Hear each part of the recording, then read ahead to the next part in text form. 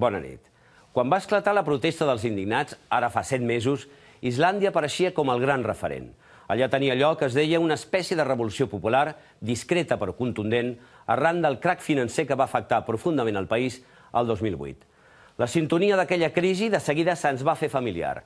Una gestió política deficient, una banca i un sistema financer irresponsables, préstecs impossibles, atur, gent que perd els seus béns. El sotrac social a Islàndia va posar el país mans a l'obra i les protestes s'alternaven amb iniciatives inèdites. Processos contra banquers, empresaris i polítics, redacció d'una nova Constitució, el pagament del deute exterior sotmès a referèndum, trasbalsats per les nostres pròpies dificultats i a la recerca desesperada de receptes que ens treguin del pou, 30 minuts ha volgut constatar in situ què ha passat a Islàndia en aquests anys, què ha passat en aquest petit laboratori de 300.000 persones. Un cas, per tant, particular, però del qual podem treure conclusions interessants.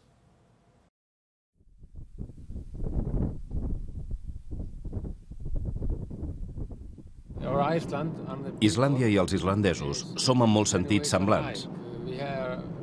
Tenim molts contrastos. En certa manera, som freds i no expressem gaire els nostres sentiments. Però quan ho fem, podem ser molt calents, com els nostres volcans. Durant molts anys, l'Iður va recórrer Islàndia fent de metge rural. Ho va deixar després de la crisi que va enfonsar aquest país el 2008, una de les més greus d'Europa. Com la majoria dels islandesos, voldria saber qui van ser els responsables amb noms i cognoms. Mentre no els troba, els fa protagonistes de les seves cançons.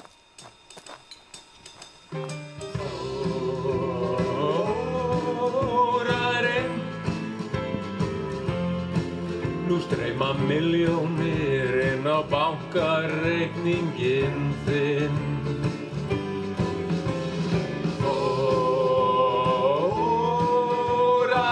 Takk og fljótur,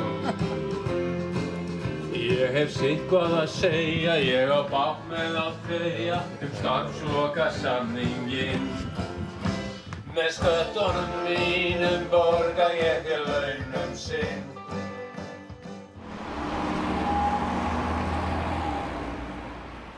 Però a més de protestar, l'Iður va decidir treballar pel futur. Es va presentar com a candidat per redactar una nova Constitució. Per fer-ho, els islandesos van votar 25 ciutadans normals i corrents en un procés impulsat pel Parlament després de molta pressió popular. Durant 4 mesos es passaran una gran part del dia en aquestes oficines per definir la norma fonamental del seu país. L'antiga Constitució no té la culpa de la caiguda dels bancs, però tampoc va servir per evitar-la. Tenim un sistema bancari molt corrupte i hem pogut comprovar que els polítics i els diners són pràcticament el mateix. Penso que hem de tallar aquesta relació i la nova Constitució és el primer pas.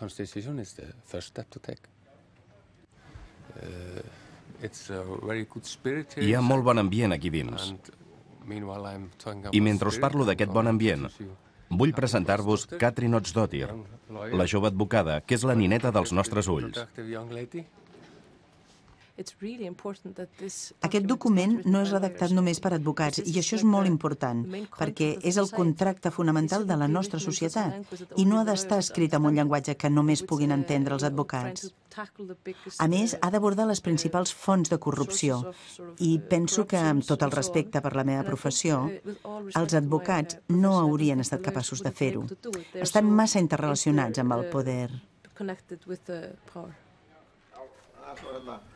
Són les últimes setmanes de feina abans d'entregar al Parlament el redactat final. Els 25 membres del Consell Constitucional, d'ideologies, professions i classes socials diferents, discuteixen en el plenari els últims detalls. L'Iður es defineix com un dels més radicals i de vegades costa arribar a un consens. Així doncs, l'Estat crea les lleis, però aquestes lleis han d'estar redactades de manera que una empresa privada no pugui trepitjar els meus drets sense que no passi res. Aquesta és la nostra intenció amb aquesta clàusula. També estem treballant en un paràgraf que diu que el govern, l'Estat i, de fet, tots els contribuents no són responsables del que facin els mercats financers. I el que ha estat el gran al·licient a Islàndia i a tota Europa és que quan hi ha beneficis, aquesta gent s'embutxaca els diners. Però si hi ha pèrdues, els contribuents ho hem de pagar. I això volem intentar evitar-ho. Article 72. Les autoritats administratives no poden garantir els compromisos financers d'entitats privades excepte per interès públic.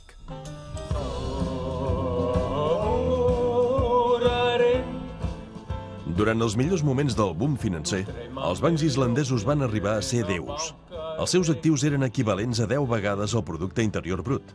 Protagonistes d'una agressiva expansió per Europa, repartien feina i diners a tots els islandesos.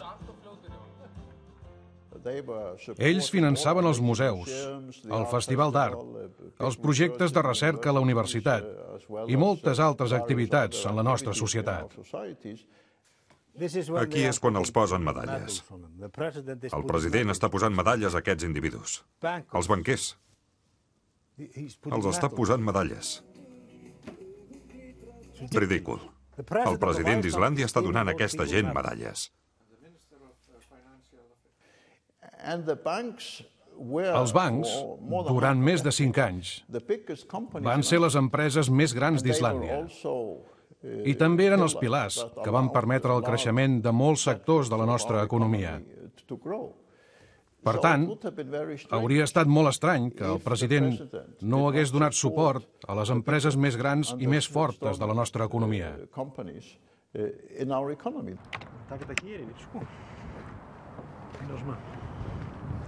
Però els bancs van caure i Gunnar encara està dolgut.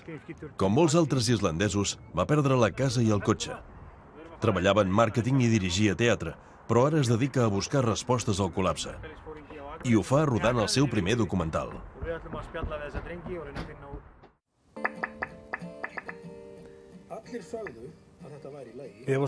I ens repetien constantment que tot anava a la mar de bé. Jo creia en el sistema. Jo realment creia que tot allò era bo. I ens explicaven els fantàstics sous que guanyava aquesta gent, els diners que tenien els banquers. Mireu, tot sortia a les notícies. Els banquers reben sous milionaris perquè tenen responsabilitats molt grans. I aquí és quan el primer ministre nega que el sistema bancari ha crescut massa per a Islàndia. I van fer una gira pels bancs de tota Europa, assegurant-los que els bancs islandesos eren fantàstics. Mireu aquest banquer, està dient, no, el meu banc no caurà, però 2 dies després va caure, va ser nacionalitzat pel govern. Ridícul. Guð blessi Ísland.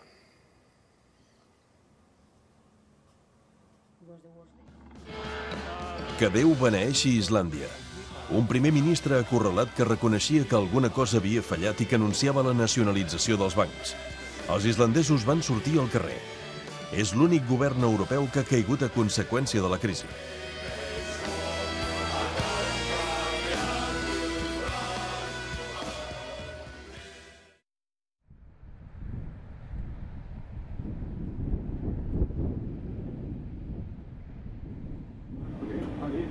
Arman era diputat del partit de l'exprimer ministre i va perdre l'escó després de les eleccions anticipades. Havia tingut una agència de publicitat i mai no s'hauria imaginat que acabaria exportant fetge de rap. Però la crisi l'ha obligat a reinventar-se. Com que la debilitat de la moneda afavoreix les exportacions, el sector pesquer es revifa. Foie gras del mar. Molt bona peça. Ara toquem de peus a terra i estem intentant descobrir la manera d'utilitzar millor els recursos que tenim en aquest país.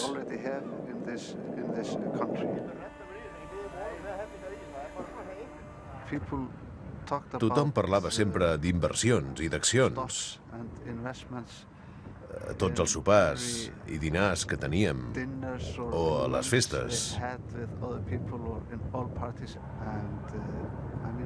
I vull dir, jo en formava part d'això. En aquella increïble època, ens pensàvem que érem Senzillament els millors. Era així. En tot. I per descomptat, en la banca. Però no ho érem.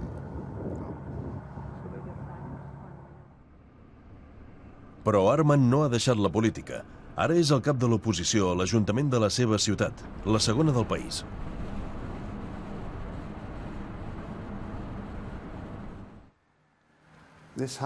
Això va passar per culpa nostra. Ho sentim molt, el que va passar. I els polítics en van formar part d'això, per descomptat. Però la raó principal del que va passar és que el sistema bancari es va enfonsar. Com a parlamentari que era en aquella època, no estic segur del que hauria pogut fer. Potser hauria pogut fer alguna cosa, i potser hauria pogut veure alguna cosa. Però és que la informació que teníem era que els reguladors deien que tot estava bé.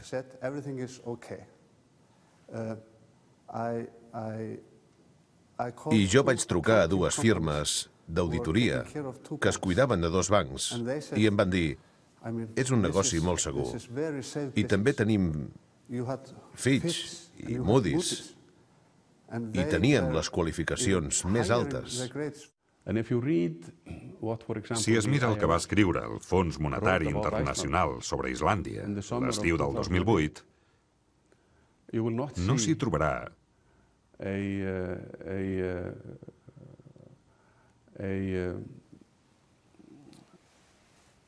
cap pronòstic negatiu.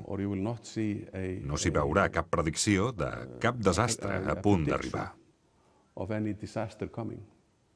En altres paraules, no era només el nostre govern el que va malinterpretar la situació. Moltes entitats externes ben respectables també ho van fer. El govern islandès sabia que els bancs tenien greus problemes. Hi havia hagut seriosos advertiments del Fons Monetari Internacional, dels governadors dels bancs centrals dels països nòrdics, del governador del Banc d'Anglaterra. Havien rebut seriosos advertiments que deien: heu de drenar el sistema bancari. L'exprimer ministre Geir Haarde és l'únic líder europeu fins ara que serà jutjat per la seva responsabilitat en la crisi financera. Un titular vistós per un cas que es va desinflant. Aquest mes el Tribunal Especial ha rebutjat 2 dels punts de l'acusació.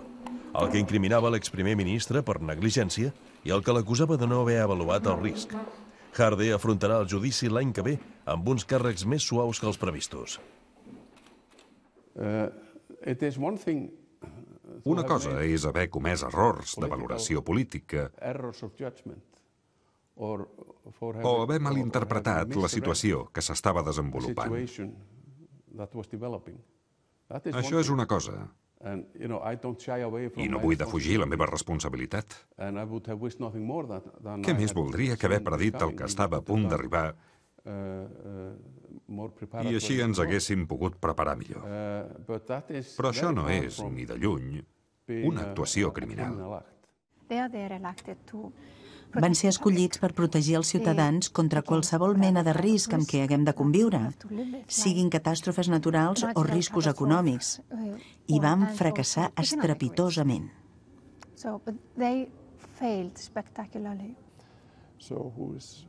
Per tant, qui és el responsable? Els responsables són els que... Sabeu, hi ha d'haver algú que tanqui els llums quan la festa s'ha tornat massa sorollosa.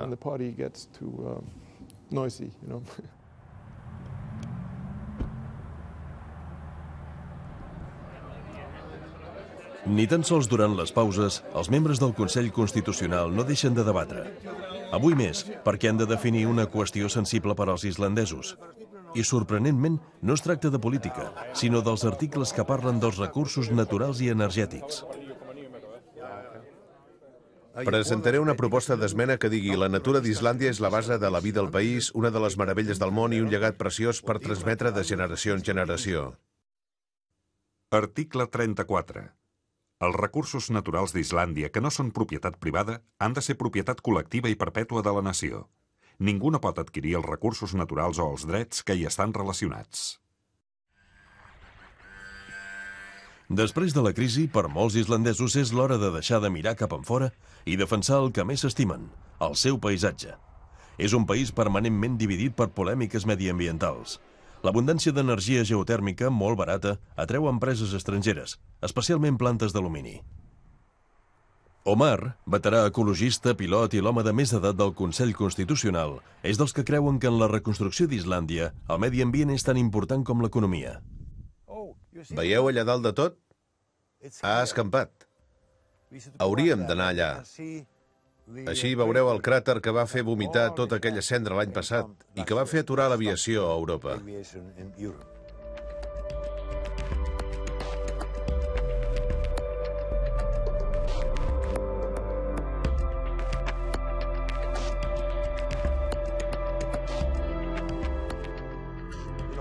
L'antiga Constitució no inclou ni una sola paraula sobre aquestes coses.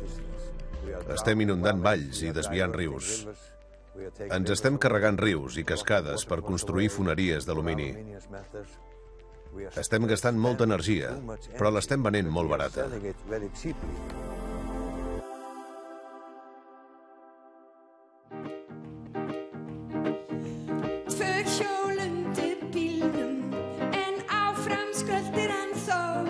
Omar, que també és un conegut showman a Islàndia, no es va perdre aquest karaoke amb la cantant Björk. Es tractava de recollir firmes en contra de la compra d'una planta geotèrmica per part d'una empresa canadenca.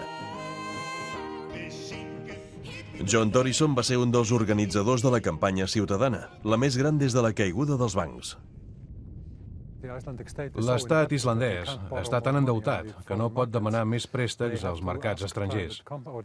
Ha de demanar a les companyies privades que vinguin aquí amb els seus diners. Això vol dir que, possiblement, els nous projectes energètics seran propietat privada i que els beneficis també seran privats. La crisi ha fet reaccionar molts islandesos. John mai no havia estat un activista, però ara sent la necessitat de comprometre's amb el futur del seu país. Malgrat els seus esforços i les 50.000 firmes recollides, la privatització d'aquesta planta geotèrmica és un fet. Però ell segueix reclamant. Creu que hi ha forats en la legislació per fer-ho. Hi ha hagut un despertar polític, però necessitem més coses. És una llarga batalla. No es tracta només de manifestar-se a les places i carrers. Es tracta d'utilitzar les nostres pròpies armes, o sigui, les lleis que tenim en benefici propi, i no deixar-ho córrer. John era arquitecte. Tenia una empresa amb 10 treballadors que es va enfonsar. Un dels seus últims projectes era urbanitzar aquests terrenys municipals amb edificis d'oficines. No s'ha arribat a fer mai. Mirant aquest espai, avui, estic molt content que probablement mai no s'hi arribi a construir. És molt millor així, deixar-ho tal qual per als nens, perquè hi puguin jugar a futbol. Em considero a mi mateix un exarquitecte, i només hi ha dues maneres d'afrontar una situació com aquesta. O fas la víctima i sents llàstima de tu mateix, o ho fas servir com una oportunitat per fer alguna cosa més, per reinventar-te tu mateix. I no sóc l'únic en això. Tots ens havíem convertit en consumidors en lloc de ciutadans. La gent parlava només de les vacances, de les coses que volien comprar, de com anaven de bé les coses. Ningú no estava interessat en la política, perquè els polítics sempre ens havien dit que totes les decisions que prenien eren tan complicades que nosaltres no les podíem entendre. La crisi no ha estat tan dolenta. Quan el miracle econòmic prometia ser per sempre, molts islandesos, com els espanyols, es van llançar a comprar pisos. Com que la corona islandesa estava forta, els bancs oferien hipoteques indexades en moneda estrangera. Gandri i Sigrun ho van fer així. Però la moneda es va devaluar després d'haver-se enfonsat el sistema bancari i de la nit al dia els préstecs es van multiplicar. Una catàstrofe per milers de famílies i empreses. La nostra quota mensual va passar de 1.000 euros a 3.000. No ens ho podíem permetre. No ho podíem pagar, era evident. I després d'unes quantes setmanes d'amoïnar-nos, què passarà, com resoldrem el problema, vam decidir rellegir la lletra petita del contracte del préstec. I ens vam llegir també la legislació que els bancs estan obligats a seguir. I vam descobrir que aquests préstecs indexats en moneda estrangera eren il·legals. Eren il·legals i Gudmundur es va associar amb altres islandesos que estaven en la mateixa situació per denunciar els bancs als tribunals. Ciutadans del carrer contra el sistema bancari. Van guanyar. La sentència va obligar els bancs islandesos a recalcular les hipoteques. Gandri és ara president de l'Associació de Deutors i, juntament amb l'advocat, ja ha portat una desena de casos contra els bancs. També és una qüestió de justícia.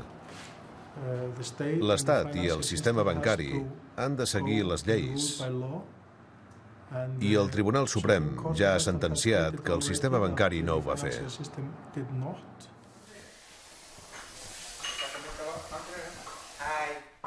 El sistema va fer fallida el 6 d'octubre del 2008 i l'endemà el sol va tornar a sortir. No va passar res. Però el sistema s'ha reconstruït d'una manera molt estúpida, perquè estem construint el mateix sistema una altra vegada. Estem utilitzant els mateixos mètodes, les mateixes formes de fer política. Tenim la mateixa gent als bancs, la mateixa gent a les institucions del govern. No hi ha gaires grans canvis. Només han canviat uns quants directius, el president del Banc Central i uns quants banquers. Però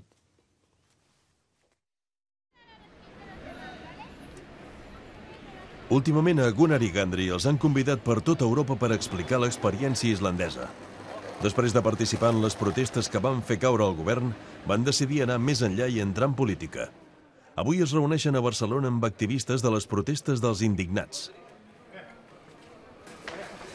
We have had the idea for quite a while that we need to bound these groups that are fighting all over Europe together. The system is only changed by laws. Who makes the laws? Who makes the laws, you know? Today, it's done in parliamentary. No. So we gotta go there. Así que tenemos que ir allí. And I don't understand why do you need this political party when you are already doing your own constitution, you are doing the real politics. So I don't understand why do you see as a need. But even though you have a great constitution, and even though you are building a new constitution, the problem won't go away if the politicians won't follow that constitution.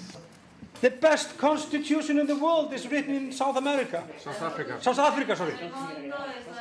It's the most beautiful piece. And nobody is following it. It's brilliantly done. It takes on everything. But nobody is following it. In America, very good constitution. Nobody is following it.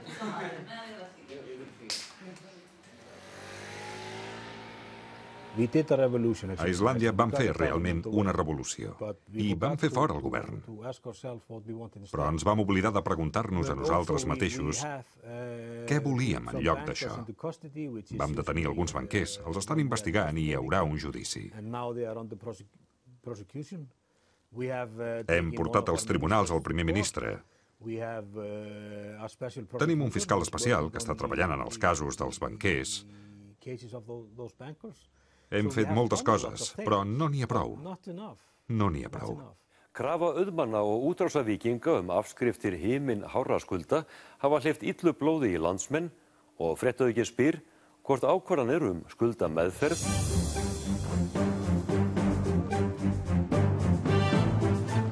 Són els personatges més odiats ara mateix a Islàndia.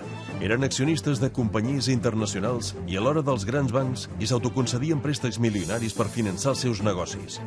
Una investigació parlamentària els considera responsables de la fallida i per això es va crear una fiscalia única a Europa. 75 persones dedicades només a investigar més de 300 empresaris i banquers. Aquests casos són molt internacionals. Les estructures que necessitaven per funcionar acostumen a ser molt complicades i sovint impliquen països com Luxemburg, Panamà, les Illes Verges, Xipre. I anar a aquests països i aconseguir els documents pot ser difícil i demana molt de temps. Per exemple, vam començar una recerca a Luxemburg a començaments del 2010 i ens va costar més d'un any aconseguir els documents. Res no els fa ser optimistes. Fins ara, des d'aquestes oficines de la Fiscalia Especial només han obtingut proves per portar 2 casos menors als tribunals. Mentrestant, molts islandesos han après que els que semblaven els reis no van fer cap favor al país. Quan el sistema financer i bancari estava creixent d'aquella manera, ells contractaven tots els llicenciats disponibles en matemàtiques, enginyeria, física, informàtica, i els pagaven salaris molt alts, i les empreses joves, les companyies de software, senzillament no podien competir. O sigui que vam tenir uns anys de mínima activitat per als emprenedors i per a qualsevol tipus d'innovació fora del que era el sistema financer. I això va ser dolent pel país. Vam perdre molts anys. Als 17 anys ja havia fundat la seva pròpia empresa de software i des d'aleshores no ha parat. Billy Elmour creu que durant una dècada de diner fàcil la creativitat va ser mínima al país. Ara moltes empreses estan en risc de fallida, però es comencen a entreveure alguns efectes positius de les restriccions imposades pel govern. Soc bastant optimista. Si l'economia internacional no s'enfonsa, crec que Islàndia té oportunitats. Els controls monetaris que ara tenim, perquè la corona islandesa no es pot canviar lliurement, tenen una part bona i una part dolenta. La part bona és que tenim una acumulació de capital a dins del país que busca empreses per invertir-hi. La dolenta és que és més difícil obtenir inversors estrangers que vinguin a invertir a les nostres empreses. Billy Elmour és el president del Consell d'Administració d'una empresa de jocs online líder en el sector, amb 300 treballadors a les oficines islandeses i 3 seus internacionals. Han hagut d'adaptar-se als temps que corren, però l'empresa viu moments fantàstics. Per descomptat que els nostres treballadors estaven amoïnats i vam acabar canviant la nostra manera de fer. I ara els paguem en euros en lloc de corones islandeses, perquè hem de ser competitius en el mercat internacional. La confiança de Billy Elmour en el futur d'Islàndia el va portar també a presentar-se per redactar la nova Constitució. Avui toca un nou plenari conflictiu. Es tracta de decidir si el nou sistema electoral islandès serà amb llistes obertes. Sovint he parlat aquí de la necessitat que els parlamentaris estiguin presents al Parlament amb el suport dels votants i no pas dels partits. Però si aquesta clàusula diu que només es poden triar els candidats d'una sola llista electoral, això crec que influirà en el comportament dels candidats. Article 39. Eleccions al Parlament. Els votants escullen candidats individuals de les llistes electorals. En certa manera, som bastant radicals. Estem fent grans canvis a l'antiga Constitució, però també hem de ser molt curosos per no ser tan radicals que quedem, d'alguna manera, fora del sistema i això no funcioni. Ja hem tingut pressions de l'establishment, de gent que són al Parlament o als ministeris i que són una mica escèptics. Cada setmana totes les discussions i tots els canvis del plenari es pengen a internet i els islandesos hi deixen els seus comentaris a través de les xarxes socials. Nosaltres hem dit, ningú no pot estar en el mateix càrrec ministerial més de 8 anys i la gent aquí ens està dient, amb això no n'hi ha prou, hem de ser més restrictius. Ara m'agradaria contestar-los, doncs nosaltres creiem que aquest és un bon punt de compromís. No podem perdre la gent que té experiència. Hem sobreviscut a la fallida i ara ens estem recuperant molt ràpidament. Vam fer les coses ben fetes en decidir que els contribuents no havien de pagar pel deute dels bancs. I gràcies a això el govern islandès ara no està endeutat i ens hem recuperat, d'alguna manera, més de pressa que altres països. Els islandesos mai no havien sentit parlar d'iSafe. Era la marca d'un dels grans bancs islandesos a internet que oferia dipòsits a interessos altíssims a anglesos i holandesos. Amb la fallida, els estalviadors ho van perdre tot, però els seus governs se'n van fer càrrec. El Regne Unit i Holanda ho van reclamar a Islàndia i el Parlament va decidir pagar. Però, pressionat per les protestes populars, aquest home, el president d'Islàndia, que havia de firmar la decisió parlamentària, va forçar la convocatòria d'un referèndum. I els islandesos van decidir no pagar. Va ser una decisió molt difícil. La decisió més difícil que mai he pres. La qüestió era: volem tenir un sistema bancari en què, si la cosa va bé, els banquers aconsegueixen grans primes i els accionistes obtenen dividends altíssims. Però, en canvi, si els bancs cauen, enviem la factura als ciutadans? En definitiva, la pregunta era: què és més important, els interessos del mercat o la democràcia? No es que los islandeses no quieran pagar la deuda, lo que no quieren es una responsabilidad automática del Estado. Quiero que se utilicen los bienes privados. Y lo que desearía una gran parte de la población es que el Estado fuera, a su vez, en contra del Consejo de Administración o de los dueños de esos bancos, porque sabemos que los bienes han salido y sabemos que muchos de ellos están en sociedades de las Islas Tórtola, del Caribe, etc. Els contribuents espanyols haurien de ser responsables del que passa amb les sucursals del Santander a Londres? Probablement ells hi tenen filials allà, no? Si el banc s'enfonsa, els contribuents espanyols estan obligats a pagar una assegurança als dipositaris britànics a Londres?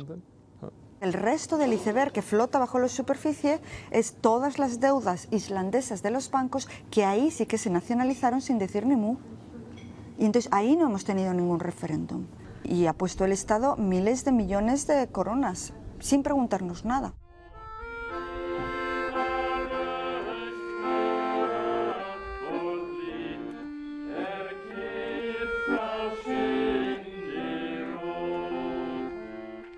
Hem passat temps molt difícils. No podem dir només, oblidem-ho i siguem feliços. Tot i que estic segur que, en general, la gent està plena d'amor i comprensió, però volen justícia. I la justícia arribarà. Ormbardur Johnson també s'ha passat 4 mesos treballant en la nova Constitució. I un cop enllestida la feina, han entregat el projecte final. És un text amb 114 articles consensuats per a aquests 25 ciutadans tan diferents.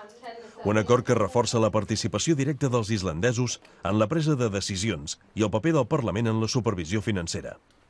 Ara s'ha acabat l'hora dels ciutadans i arriba la dels polítics. El projecte haurà de ser esmenat i aprovat pel Parlament i probablement per un referèndum. Moltes constitucions s'escriuen en moments de crisi, de trencament. Islàndia és un país petit i aïllat on és fàcil ser diferent. Potser per això és l'únic que passa comptes dels seus errors. Si comparem Islàndia amb un vaixell, vam tenir molts danys al pont, però les màquines i la resta del vaixell estan intactes.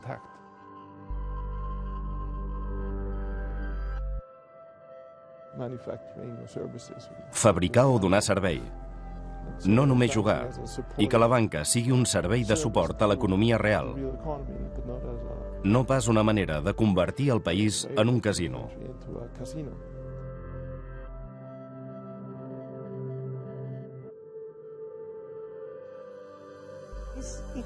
Aquest col·lapse de l'economia ha marcat Islàndia, però no només en l'aspecte econòmic. És l'aspecte moral el més important de tot plegat.